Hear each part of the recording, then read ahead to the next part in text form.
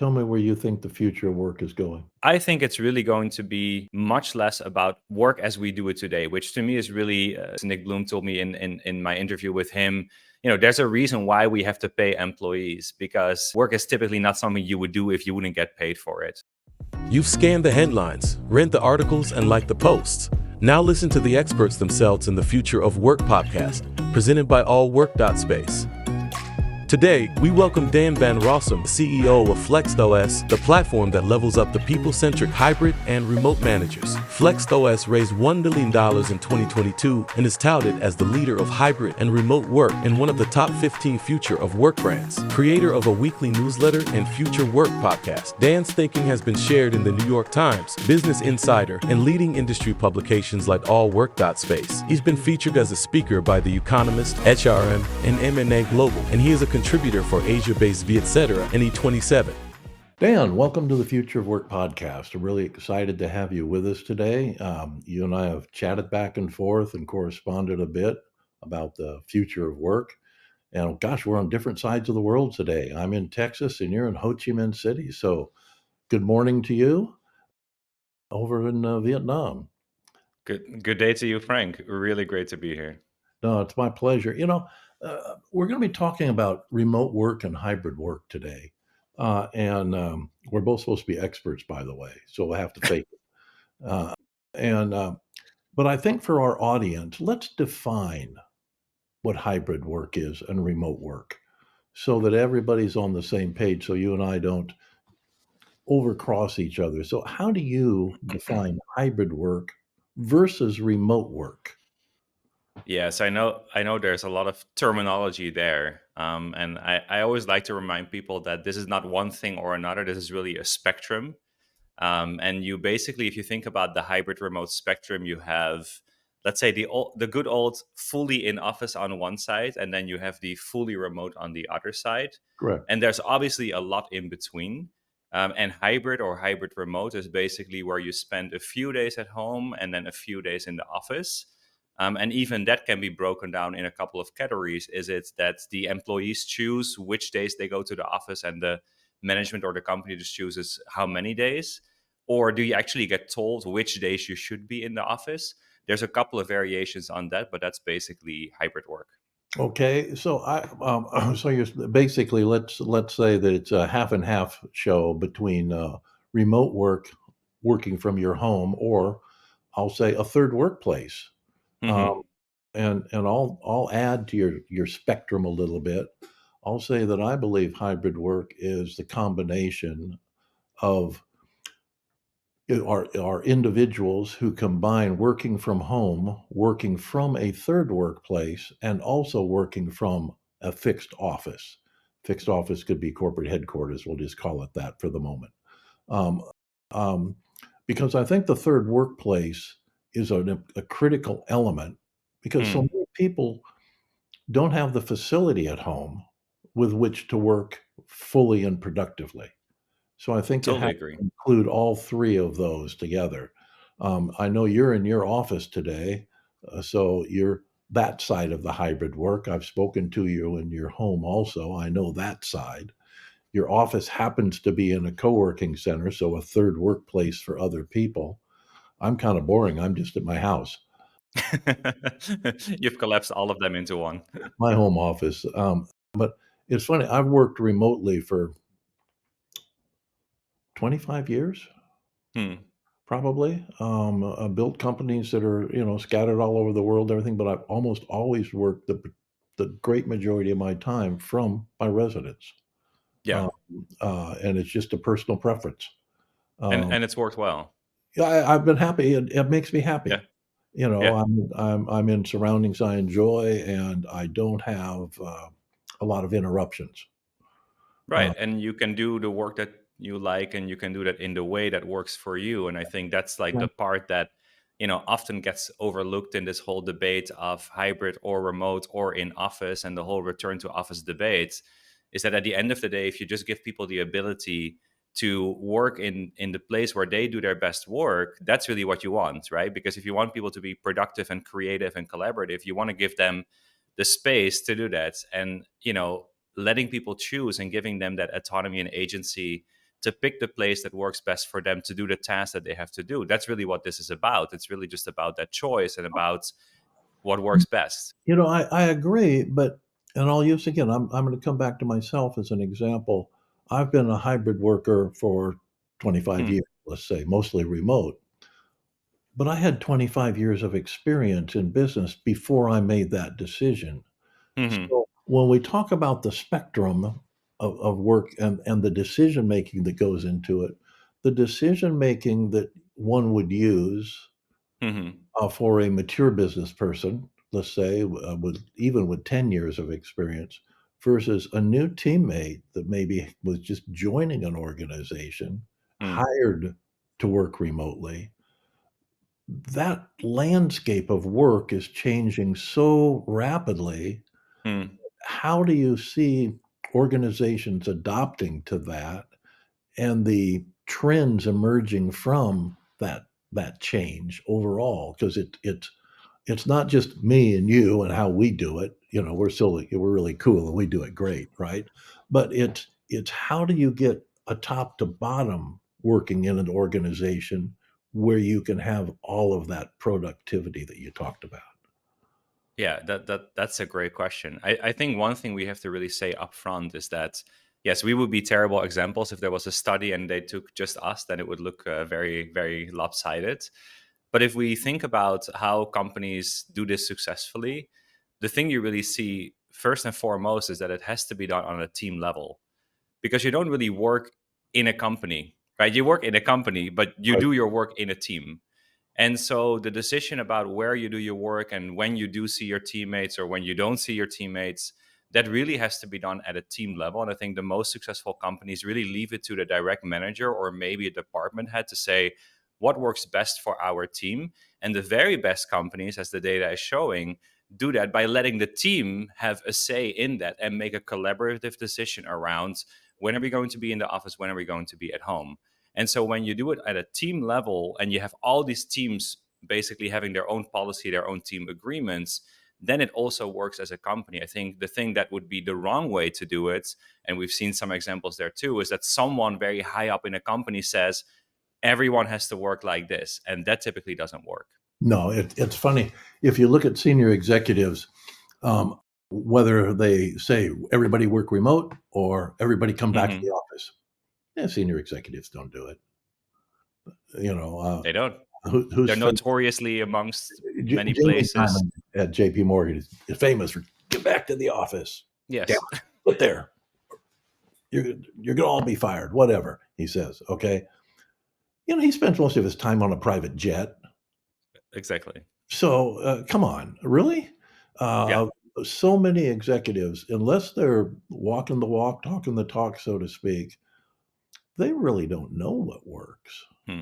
And I think that everybody has this image, this fantasy of how someone else should do something. My wife's a good example. She tells me exactly how I should dress in the morning, Right. okay, whether I like it or not. So she's got this image of the way I should be doing something, Yeah. but it doesn't make it right. I Yes. can't tell her that, so we'll take that all back. Well, and there's a lot of what we call executive nostalgia there, right? Because it's really about like how people that are now in executive functions, like how did they come into the workforce? Well, for them it was you have to spend 40, 50, 60 hours in an office, you have to slave away at your desk, and you have to basically deal with all the bad side effects of that. And they kind of feel like, well, I went through that, so why wouldn't you, right? And so it's really difficult sometimes to kind of like bridge that gap between what their experience was and what young people coming into the workforce now are experiencing. But again, going back to the manager, we surveyed managers last year of hybrid and remote teams, and the managers themselves who manage those individual teams say productivity went up, collaboration went up, team cohesion went up when we gave people the chance to, like you said, spend 2 or 3 days at home to do focused work, because the office is typically not that great for focused work. There's a lot of interruptions. I think you need to add one more word to that, and that's responsibility went up. That people's Yeah. I notice in our work environment, that if Mm, we have a due date on something and everybody's coming in to a Zoom meeting or remote, let's mm, say, to the meeting, there isn't anybody that shows up that's not prepared, and yeah. it's not just our company, I think it's the human nature. Hmm. No one wants to be the one person that wasn't prepared, and I think there's more pressure in a remote environment because it's more awkward. uh, Mm. to have failed to meet your responsibility. So I think that actually works. It's funny. I went through I've got a little gray hair. In fact, just a little actually. I wish I had more. Um, but I've got a little gray hair, and so I remember when work was done. We used to use manual typewriters and carbon paper. Mm. My first office didn't have a copy machine or a fax or anything like that. They didn't well, copy machines did, but they were mimeograph machines. Mm. Okay, they were so, ridiculous. So, I've gone through the technology revolution, Yeah. okay, and the words then and they are now, the most dangerous words in business are what? Come on, Dan, what are the most dangerous words in business? I don't know. Because that's the way we've always done it. Oh, yes. Okay, that's an old cliche. It's been Yeah. around probably since the first business was built. I'm sure the Egyptians did that on the 2nd pyramid. "Why are you Right. doing with that?" "'Cause that's what we did last time." Yeah. Yeah. Um, Look uh, over there. Yeah. but having gone through the technology revolution and a few social revolutions in between, what we're going through now with remote work is nothing but the way we've always done it. We always Hmm. evolve. We always have a revolution of sorts. And that change that comes out of it, artificial intelligence will be our next or our current most even more groundbreaking than remote work overall. So, evolution, revolution, those are the trends that we've seen time and again. And I don't think they're any different this time. Um, you know, that's my own opinion. How many do you see organizations in general, and I know you do a lot of writing, a lot of research, and work with many, many others around the world. Are you seeing a true adaptation of the remote work model and an effort to put it into place? Or are you seeing I guess we gotta do this model?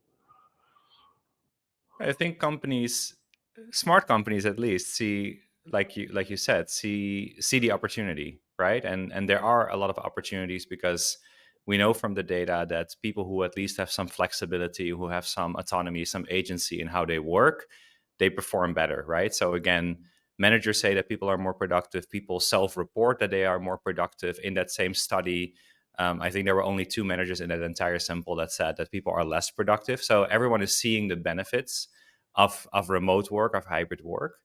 And so therefore we're seeing that that's what companies are doing, right? In the US right now, 1 in 3 workdays are done from home, right? That's at an all-time high. It never really peaked Mhm, above 5% before the pandemic, right? The majority of people want to keep working in that kind of working model, right? The latest Gallup data shows that only 6% of people want to work in an office full time. Now, again, that's not to say that people never want to go to an office, right? A lot of people do prefer the hybrid model where you are in the office sometimes and at home sometimes, because there are certain things that maybe people find easier to do in an office. It's just not all the time, right? And so therefore you see companies follow that. Why do you think that is, though? Do you think it's people don't wanna be in the office all the time? Or they don't wanna go to the office all the time? That it's the commuting is more of the issue than the being in the office? 'Cause, um, I think those same studies would tell us that people don't wanna spend the money on commuting, they don't wanna take the time, they don't wanna have to dress, they don't there are several elements that have nothing to do with work or even the workplace. A lot of Hmm. people love being in the office. They just don't wanna get on that damn train or freeway or whatever it happens to be for an hour each way with a whole bunch of smelly people they don't know and, worry about it being on time and the stress that goes along with that. Do you think that's more of it or less of it? Do you think it's really people don't wanna be in the office? They really prefer to sit at the desk in their house. Well, that's again like similar to the spectrum of hybrid. Like that's where we can break down that one kind of phrase of people don't want to be in the office. Like, well, why? Right? We know why people want to be in the office, right? People typically want to be in the office to reconnect, to socialize, to do certain collaborative tasks. They're typically very human in nature. And then there's a group of people, including myself, that want to be in an office because they cannot work from home, as you said before, right? So they want to go to that place where they can record a podcast in peace, or where they can just sit down and do some focused work, or do a bunch of Zoom calls without their family running around Right. them. Right. So we know why people want to be in an office, and why people don't want to be in an office is, yeah, first and foremost, because there are many tasks that are just easier to do at home. It's easier to kind of weave together the things that you need to do in your personal life and the things you need to do for work when you're working from home. But there are also other reasons, and commuting is obviously one of the big ones. I think on the top 10 of the things that people hate most in life, generally, is commuting is number two, right? Because it is that sort of, why am I getting dressed, getting in a car, on a train, paying a lot of money, right? The Owl Lab study showed that people spend on average like $30 to $50 a day to Yeah. go to the office. So therefore, it's a huge cost to me. And the benefit isn't that great if I then end up in an office where, I'm basically doing the thing that I'm doing at home. Right. So for all those reasons, the main thing that you see smart companies like Atlassian do right now is to really think about, what do we then offer in the office, or what do we offer in the many offices that we offer, that is compelling enough for people to kind of go over that barrier. And then you really have to think about the intentionality with which we design those work days, those office days, Yeah. right? Is it decided on a team level? Do you decide with your team that, hey guys, let's actually meet together in person on Tuesdays, which is my office day, because then we can quickly sync up with each other. We can have sidebars. We can have a lunch together. Maybe that's the day we do training. But now I have a great reason to come in. And then it may surpass all those barriers to coming into the office. But if you don't do that, if you don't set a clear reason for being there, you're going to hate that commute even more. No, I think your term intentionality is important here. And I think it's also important, if you think about it, people that wanted people back then. Let's pick on Elon Musk for a minute. Sure. Remote work is immoral. Right. Okay. I'm not His sure where famous quote. morality comes into it, but I'm going to take your number for a second and do a little jungle math. In the United States, we have 150 million workers. You just said $30 a day, 30 to 50. I'll go down to 30. It's there. So now I'm at a big number, 100 million times 30. So I'm at 30 billion, okay, dollars a day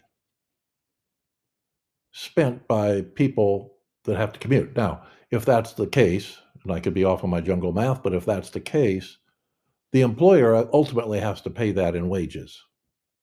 Right. If that's the case, the consumer ultimately has to pay that in services. Right. So, returning to the office is responsible for all inflation. There you go.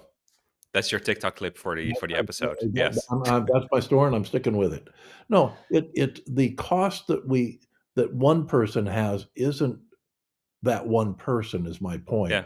It's the Yeah. entire food chain or service chain, if you will, that's involved, and ultimately, whether I work from home or not, I'm paying your share of commuting in the goods and Hmm. services that I buy if everybody is forced to that model.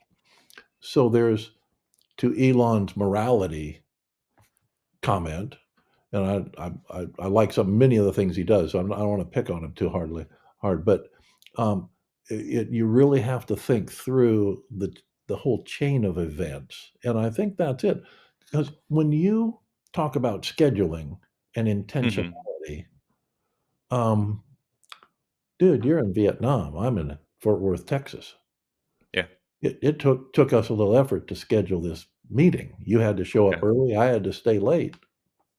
Okay, and that's good. That was intentionality, something we Right. wanted to accomplish. But I think that when you cross borders, or more importantly, time zones, you really have to rethink how you're gonna organize a company. So go back to JP Morgan, a massive global financial institution. Hmm. How do you organize intentionality, Hmm. return to office in a globally distributed company overall, and how do you break that apart? How do you just culturally keep things together when you cross borders as well? So I think that is such a big part of it, right, Frank? Is about like how do you run those kind of companies, right? And we can easily look at some of those really famous remote first examples, right? We can look at those companies like Dropbox who are fully remote or remote first, where they offer some office space, but it's really kind of on demand and it's really up to the employee Right. if they use it. We can look at it and say, okay, all the companies should model themselves after the Dropboxes and Atlassians and Buffers of this world. But that's obviously not very realistic, right? Like a Bank of America or a JP Morgan is not suddenly going to be fully remote because there are reasons why people still want or need office space. And again, we want to offer that to people.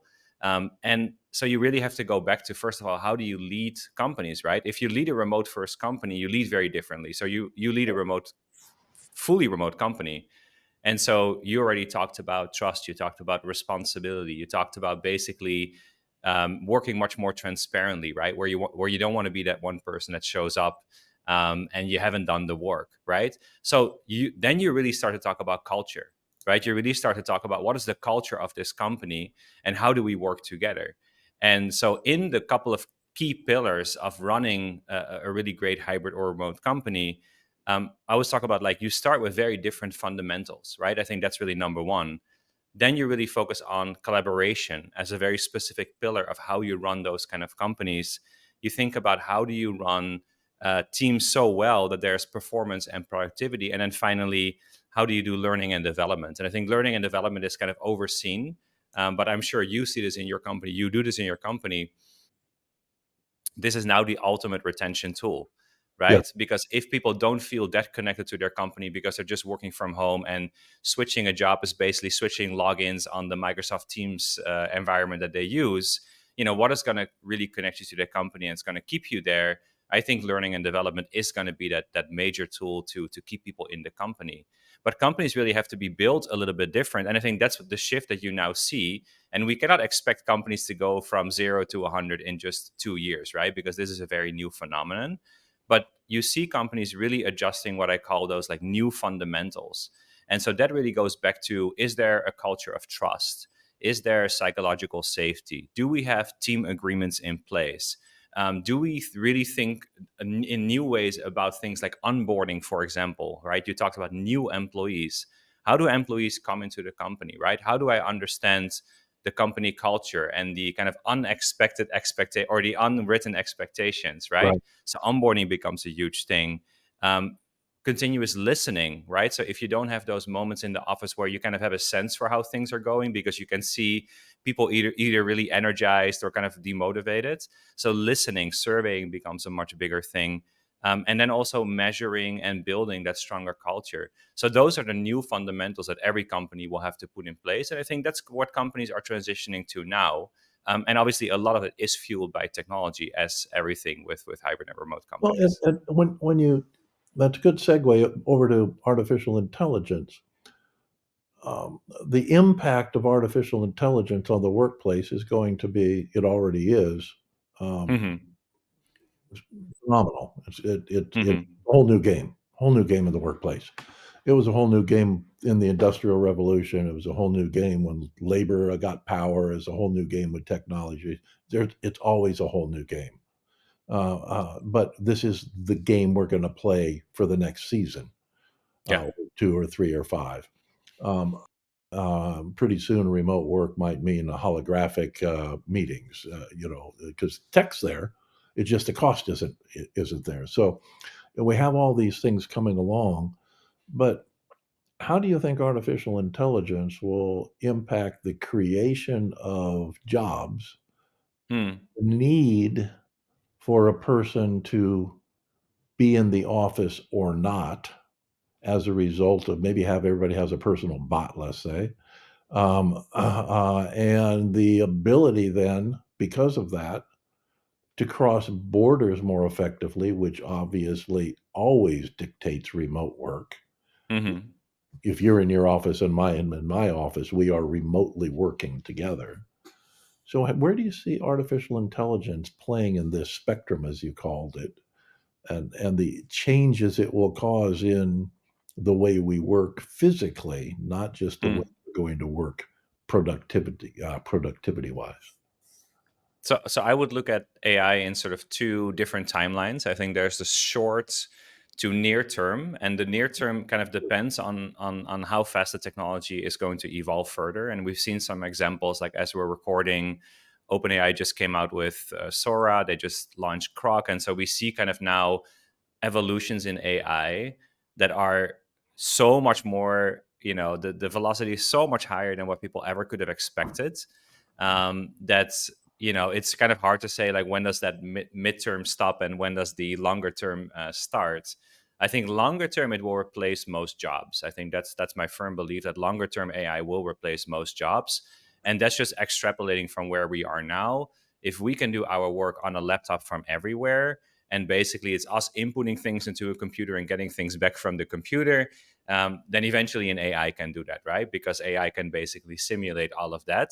So I like to focus more on the shorter term, which is really where AI can be that great assistant to really unburden us of this huge digital overload, which obviously we have created for ourselves. Because every time we think we invent something to make life easier and to make work easier, we just create more work for ourselves, right? So we went from typewriters and physical mail to email, and we said, oh, that's so great, because now you can basically, all that time you spend on writing a letter, you can do it much quicker in an email. But actually what we ended up doing is just send a lot more emails and communicate a lot more. And then we went from email to Slack or Teams, and then we basically did the same thing all over again.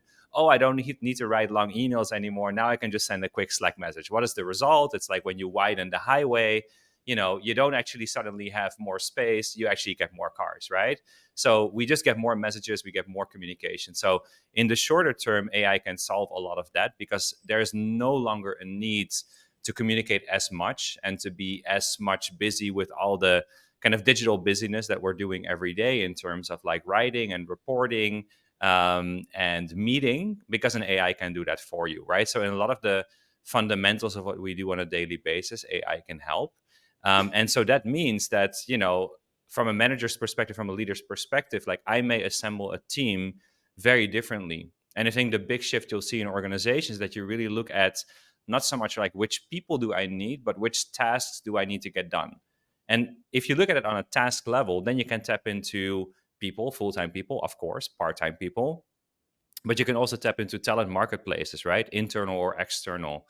You can look at what we do now a lot. We look at platforms like Upwork and Fiverr, and basically find that person for that one task that we need to do, right? That is now something that remote work is allowing us to do, because I can hire someone from anywhere in the Sure. world.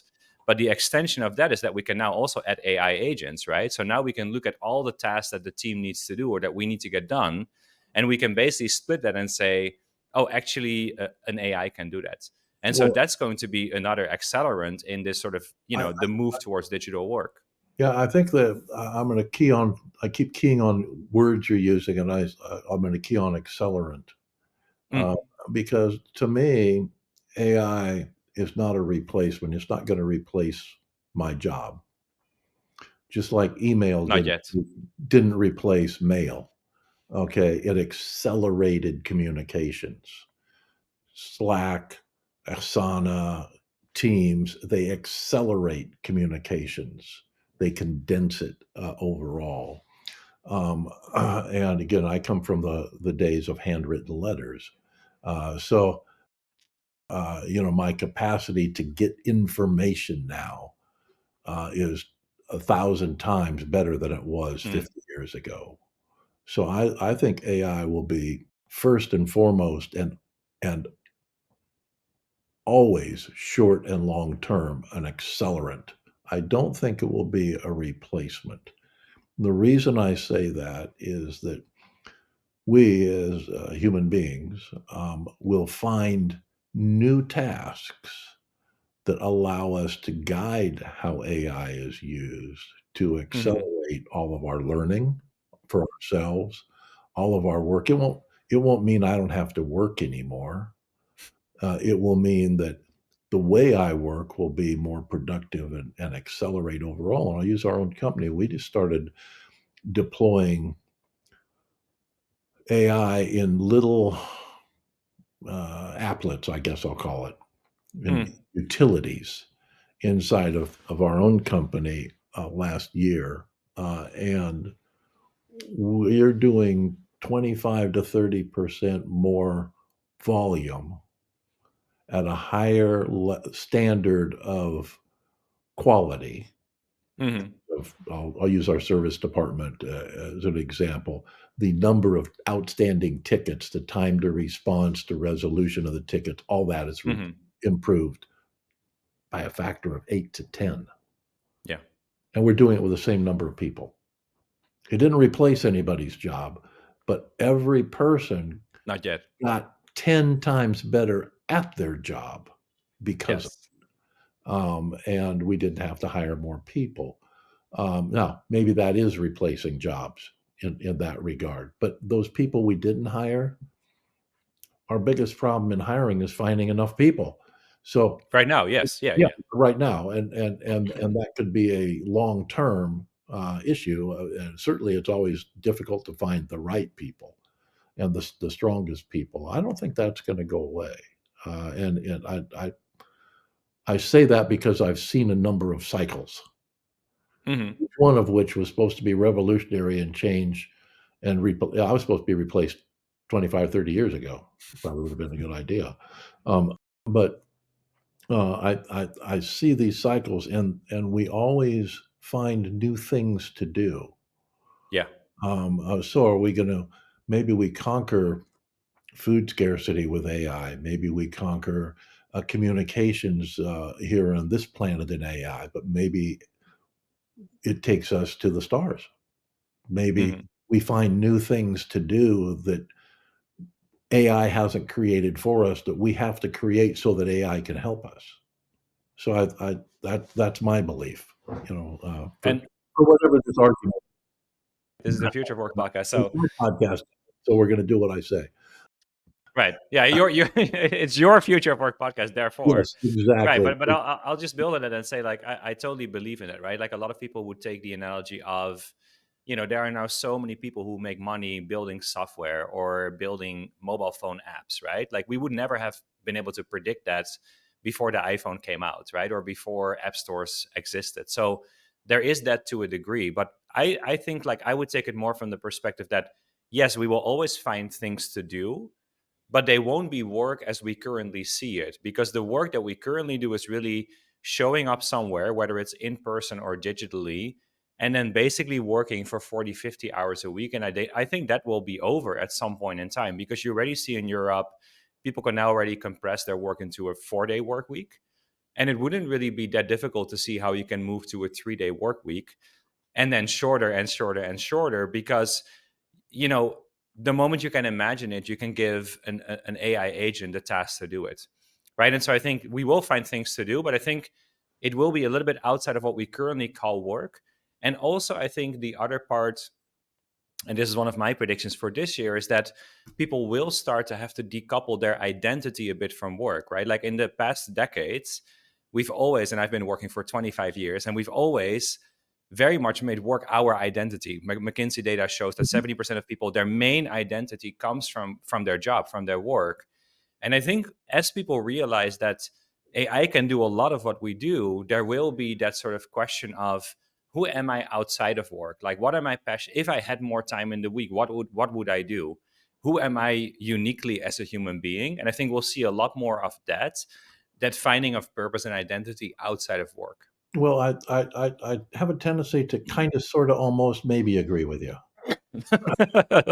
I'll take it. And the reason I say that is the moment you say 4-day work week or 3-day work week, um, I start thinking, just as you said, well, what the heck am I going to do with those other? If I have a 3-day work week, what am I going to do with those other 4 days?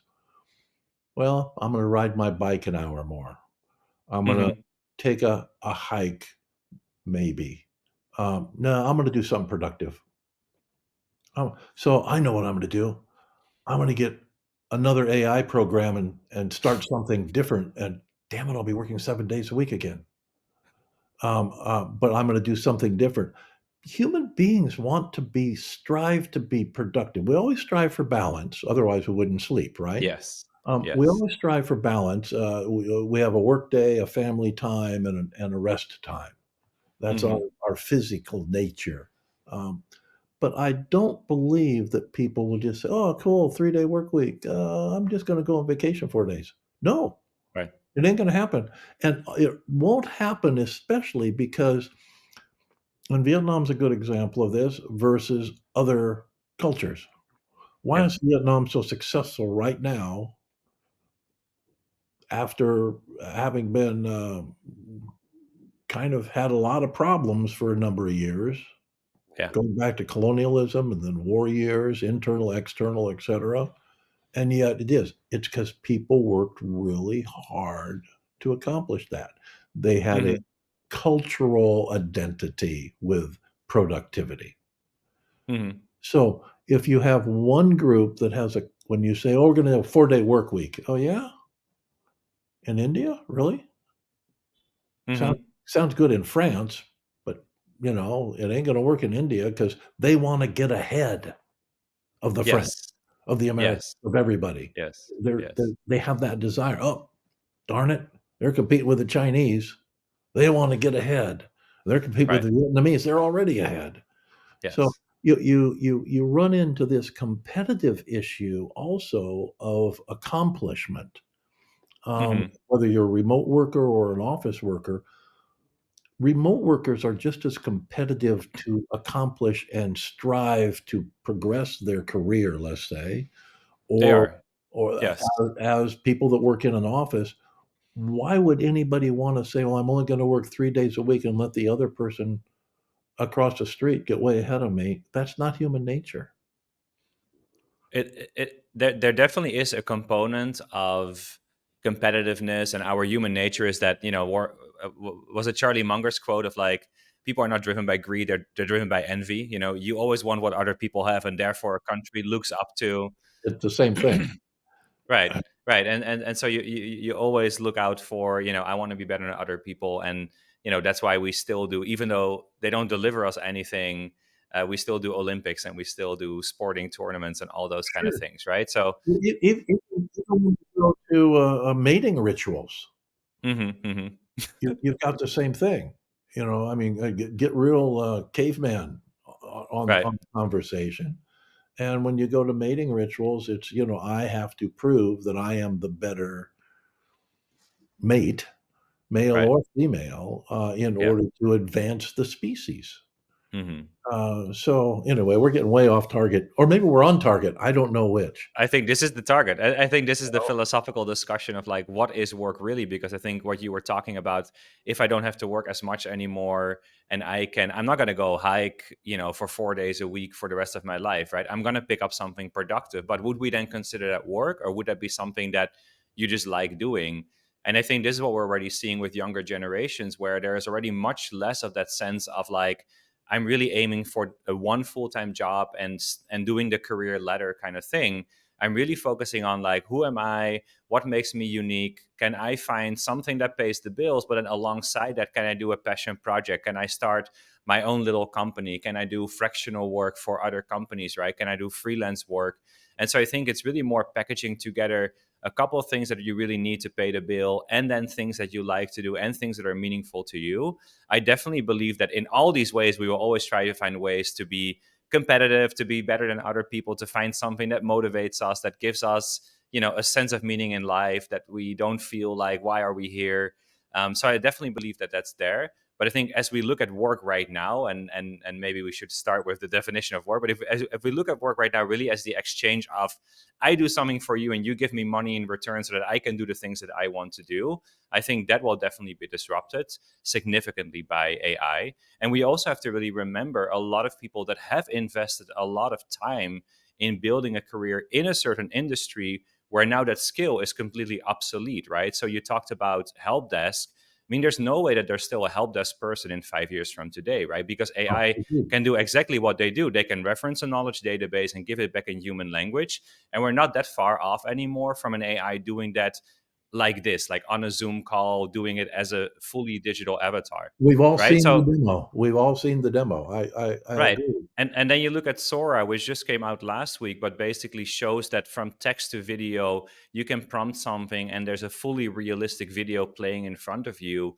You extrapolate that out, and I was spending some time in the discussion groups amongst filmmakers, amongst graphic artists, and people really say, I have invested 15 years to get to this level to be one of the 100 people that delivers that video, right? So those industries will be disrupted, and those people will have to find something else, right? And that's where basically you will see real impact of AI in that longer term vision. In one short paragraph, tell me where you think the future of work is going. I think it's really going to be much less about work as we do it today, which to me is really Nick Bloom told me, Stanford's Nick Bloom told me in my interview with him, there's a reason why we have to pay employees, because work is typically not something you would do if you wouldn't get paid for it. I think that part of like doing work to get money to then use that money to do what you want to do, that will be compressed, and there will be more time for maybe still working, still being productive, still doing, spending our time meaningfully, but spending it on things that are not necessarily going to work. And I think that's really where we will see that sort of sense for, I need to find out who I am and what I really want from life so that I can do that, so that I can choose something that I can spend my time on. And I really think that will be the new definition of work. Boy, that was a long damn paragraph, by the way. I'm going to flip this on Nick, who you know him and I know him. The most successful people in the world financially are doing something they really like to do and want to do, not something they're forced to do. Yeah, So, if I'm going to be financially successful, and I'll look at yourself as an example, no one forces you to write your blog. No one forces you to do your podcast. No one forces you to be an entrepreneur and start a facility and a digital media company and all mm, the those are things that intrigue you, that excite you. No one's forcing you to work a 50 or 60-hour week, and you do, right? Okay? No one's forcing that, and you will be more successful because of that, but it will be a success of joy, not a labor of, something that you're being taken advantage of. So in correct. the future of work, perhaps our successes and our productivity will come from more variety, more ability to be productive doing a broad array of things, which is part of what you said. But it won't be through backing off, and it won't be because we don't have skills, because educational skills will be available much more readily to everybody. Hmm. And they are already, more so, as our world becomes more educated, we'll, we'll be crossing borders, we'll be doing all sorts of amazing things, that. So, I don't know if that's a good segue back to what you said, but I really believe that people that will be the most successful doing things that are joyful to them, overall, and and and because you made that switch, right? Like, the incredible benefits of entrepreneurship, right? Which is that you're, in a way, you're still working for something or for someone, but you get to be more of the captain of your own ship, right? You have more autonomy, you have more agency. And the reason why I always come back to those concepts, I think those are really key to our happiness, to our flourishing, that we feel that we have control over our lives. And I think the status quo of work today is that people really feel like work is this thing that I have to do and I have no control over, and someone will boss me around and tell me what to do, and I execute those tasks and I get that little reward in return, right? And I need that reward because otherwise I don't have the things that I need. And of course, we can debate on what people really need, because if we look around us here, that is a lot less. But that palette of I apologize for interrupting, but I gotta laugh. I would just look at that person and say, "Dude, you've made some bad choices." right, you've made bad choices in how Yeah. you've structured your own life. No one structures your life for you. You structured your own life poorly because you didn't care enough about Yeah. you weren't thoughtful enough. Or Anyway, didn't know that those options were there, right? So that's what I truly believe, is that, like, for a lot of people, they kind of, and you see this here a lot, and you see this in a lot of countries where people just follow this, like you said, the most dangerous words, like, "Oh, it's always been done like this," right? So if all their role models, if all their examples are people who basically just went through a career, basically spent 25 years in a company to get to a certain level, to get to a certain income, to get to a certain status, and they just follow that blindly. But I think that's not where we are today anymore. And I think that's really the wake up call that a lot of people are seizing, which is I agree. basically, I don't have to live that life. I don't have to work that way. I can actually tailor it to what I want to do. And therefore, smart people would sacrifice, as I did, coming from a corporate career, going into founding a startup. Like, I took a 60% pay cut, but I do things that make me happy, Yeah. right? And I think people see that more now, that maybe I will sacrifice the, maybe the excessive part of the income that I don't really need for the basics that will let me live, but then I get to do something that I like. And I think that's that renegotiation of what is work and what is work to me, and how can I design my life in a way that it fits naturally with what I want to do. Well, I think, Dan, that we can cover this for days, overall. And I'll leave one last somewhat insulting, not to you, but to the concept, of that's the way we've always done it. That's a matter of bad parenting. Okay. If you can't bring your children up to be creative, to look outside of what you did as a parent, then shame on you. So I'll leave my As a part as with a, that. as a father, I'll I'll just say, agreed, agreed. It's our role to obviously not just train a robot-like human that's going to follow what everyone else has done before, but basically open that aperture and show all the things you could do, and understand who you are and who you uniquely are as a human being. But that's not there for everyone, which is why we have these conversations. Why hopefully we can put that word out into the world that the next generation doesn't have to be like us. The Yep. next generation doesn't have to be like us, at least for the first couple of decades of our career. No, everybody should be better. Continuous progress, we hope. Well, Dan, I've really enjoyed our conversation. I'm very grateful to you for Likewise. participating in the Future of Work podcast today. If people want to reach you and get a hold of you to pick on you like I've been doing, how would they do so? People can find me on LinkedIn, where I post occasionally. If you Google my name or put my name in LinkedIn, you'll find me.